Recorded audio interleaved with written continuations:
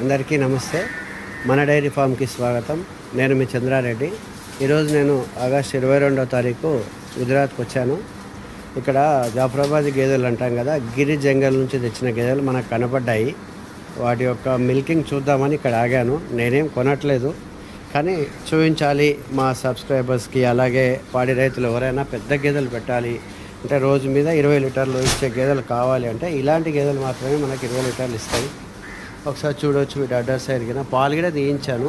అన్నీ ఇప్పుడు 8 లీటర్లు ఇచ్చాయి. అలాగే దానా కూడా వీటికి పూటకి 5 కిలోలు మనం పెడితేనే, అంటే రోజుకు 10 కిలోలు దానా పెట్టాలి వీటికి. అలాంటి గేదెలు ఇక్కడ ఉన్నాయి. ఎవరైనా రైతులు కావాలి అంటే కామెంట్ చేయండి, వాళ్ళ గురించే తెప్పిస్తాను తప్పితే నేను ఇటువంటి గేదెలు తీసుకొచ్చి మాత్రం ఇవ్వలేను. ఎందుకంటే ఇది చాలా కాస్ట్ పడతాయి. ఒకవేళ ఏమైనా జరిగిందంటే మనకు చాలా డబ్బులు లాస్ అయిపోతాం. కాబట్టి చూడండి, ఇక్కడ 6 గేదెలు ఉన్నాయి.